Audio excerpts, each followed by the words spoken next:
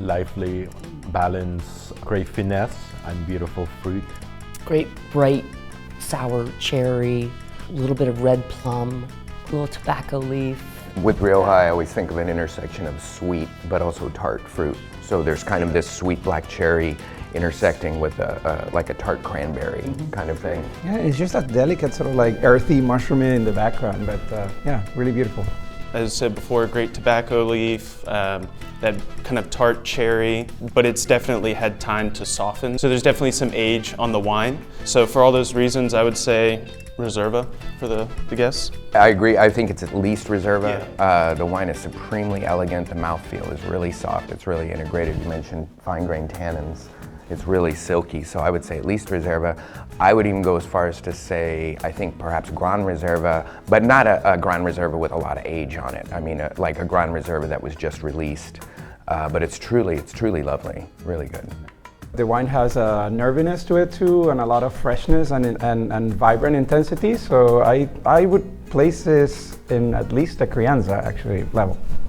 I'm getting a little bit more depth here. I feel like this is seeing a little bit more oak, and I'm on Reserva. I'm on Reserva for this. The one thing that I think I determined to be a Reserva or a young Grand Reserva is the finish. I'm gonna go with my gut feeling, and I'm gonna say Grand Reserva. So very good call, guys, on the Reserva. Terrific. Definitely a lot more youthful fruit here, for sure. There's this sort of red and blue fruit at the same time, and but still that great acid structure, very vibrant, very like nervy, very zippy, almost. The acid is screaming. I'm not getting anywhere near as much oak presence. I think we're definitely in Crianza territory. The youthful freshness that I didn't even taste it, my nose immediately. It's like this one is more youthful, more fresh. There's a juiciness, a freshness, very, very vibrant wine. This is a Crianza. I would definitely say it's Crianza. Combination of that oak influence and lighter, fresher, but still got that vibrant fruit on there.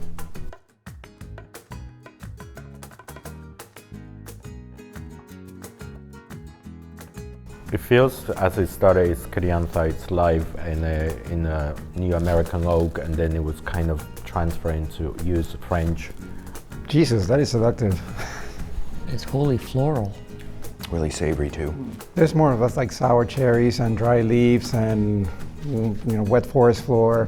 You're getting all that tertiary. And there's almost like a touch of like soy sauce. Yes, That's balsamic. a lot of this like vanilla, cinnamon, clove, toast, all those like tertiariness.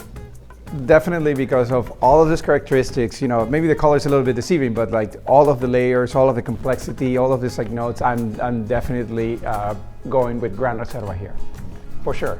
Sweet smell of decay. If this has definitely seen some age, this is a Gran Reserva. The color was deceiving for me to begin with. A little bit of eucalyptus, really great complexity, and visually it's really enticing.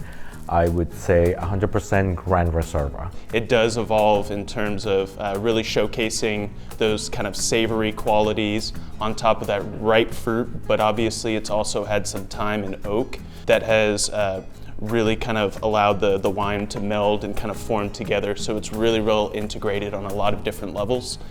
So it's definitely a Gran Reserva. Gran Reserva, absolutely. 10 years maybe. And Gran Reserva, 2012. Viña Pomal. 2012. You pretty much nailed that. Almost. I was off by 2 years. Nice.